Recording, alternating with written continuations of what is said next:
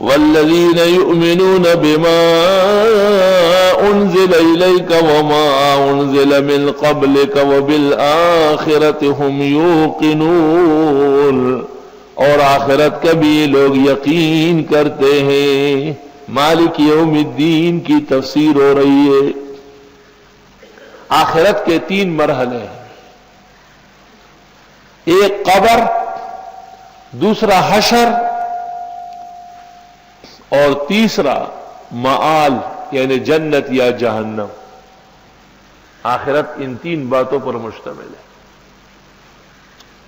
اور قرآن کریم سے ان تینوں باتوں کا ثبوت ہے۔ ثم اماتہ فاقبرہ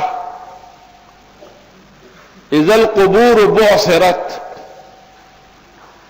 قبر سے مراد روح نکلنے کے بعد، روح جہاں کہیں ہو۔ لیکن جو لوگ اصول پڑھ چکے ہیں وہ بات جلدی سمجھیں گے۔ ایک قبر کا حقیقی مفہوم ہے، یعنی حفرہ فی الارض، زمین کا گڑھا، زمین کھود کے جو کھڈا بناتے ہیں، فخواب ہوئے تو پختوں کی ڈورا ہوئی، اس میں تو بلوچان ڈورا ہوئی۔ ہر شخص جب مر جاتا ہے تو زمین میں دفنایا جاتا ہے۔ کبھی ایسا بھی ہوتا ہے کہ کوئی سفر میں مر گیا، سمندر میں، دریا میں ڈالا، کبھی کوئی آگ میں جلس گیا، راکھ ہو گیا، کسی کو شیر، چیتے اور بھیڑیے نے کھا لیا۔ تو اصول کی کتابوں میں لکھا ہے کہ السیرورۃ الی المجاز عند تعذر الحقیقہ، یعنی اذا تعذرت الحقیقہ یصار الی المجاز، فالمسیر الی المجاز مع الحقیقہ المتعارفہ لا يحل عند احد من السلف فضلا ان يتقول به خلف۔ دنیا میں ایک جاہل پیدا ہوا تھا، حزب الشیطان کا ماننے والا، ڈاکٹر عثمانی، مسعود عثمانی، اور وہ کہتا تھا کہ یہ قبر مراد ہی نہیں ہے، کوئی بھی کہیں بھی مردہ ہو۔ بھئی یہ تو مجازی معنی ہے، جن کو حقیقی مطلب نہیں مل سکا تو محدثین نے لکھ دیا کہ اینما کان الروح و اینما کان الجسد بعد ما انتزع، روح اور جسم جدا ہونے کے بعد روح جہاں کہیں ہے، وہ تو یا علیین یا سجین ہے، جسم کے ذرات جہاں کہیں ہے وہ اس کی قبر ہے۔ تو حقیقت کے ہوتے ہوئے مجاز کی طرف جانا جائز نہیں ہے۔ جن لوگوں کو حقیقی قبر یعنی حفرہ فی الارض نہ مل سکے، بے شک ان کے لیے وہ عمومی مفہوم ہے مجازی، اینما کان جسدہ بعد ما انتزع روحہ، روح نکلنے کے بعد جہاں کہیں اس کا دڑ ہو، سواء کان محترقا او مغرقا او فی حلقوم اسد او ذئب، کما نبہ علیہ المحدثون من ھذا الشأن۔ قبر برحق ہے، بخاری کتاب الجنائز میں ہے عذاب القبر حق۔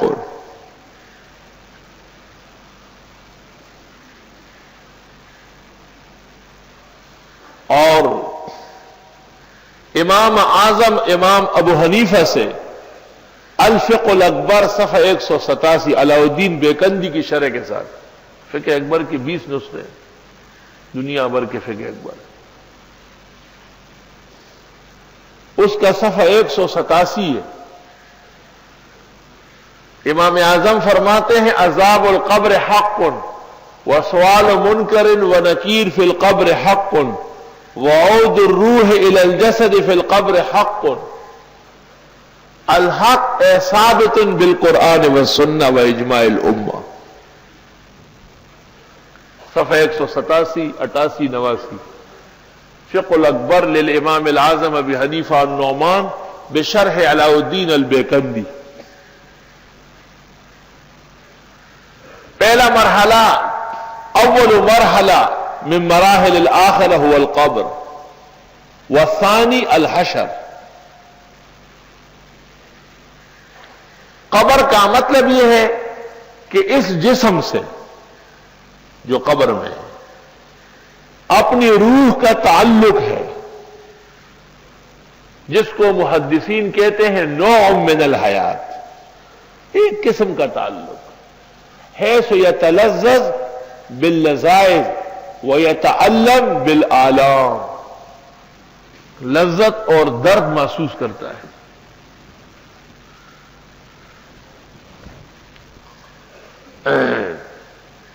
قرآن کریم کہتے ہیں کہ یرزقون، باقاعدہ ان کو رزق دیا جاتا ہے، کھانا پینا سب چیزیں۔ قبر میں جنت کا ایک حصہ ہے، جب متحسس ہے تو رزق بھی ہوگا، اور رزق چونکہ امور آخرت میں سے ہیں اس لیے اس کے کم کیف جاننے کی ضرورت نہیں ہے، اجمالی ایمان کافی ہے۔ بما اخبر به الصادق المصدوق صلی اللہ علیہ وسلم۔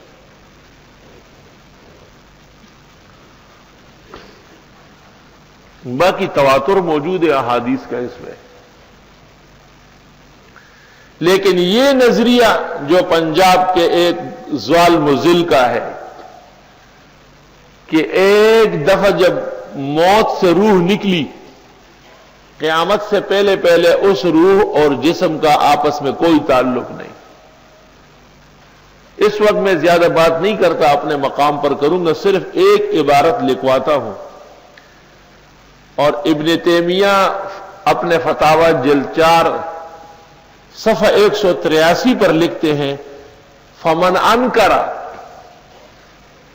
عن اتصال الروح بالجسد فی القبر،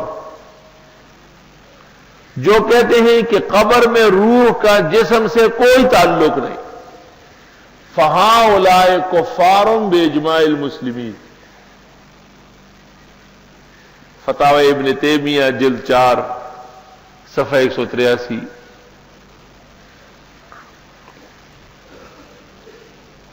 فمن انکر عن اتصال الروح بالجسد فی القبر فہؤلاء کفار باجماع المسلمین۔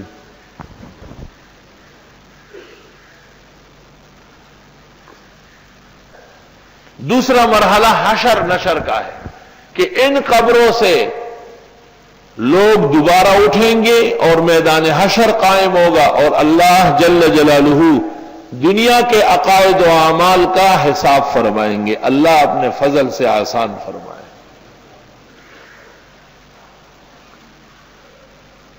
تیسرا مرحلہ کہ یوضع الجسر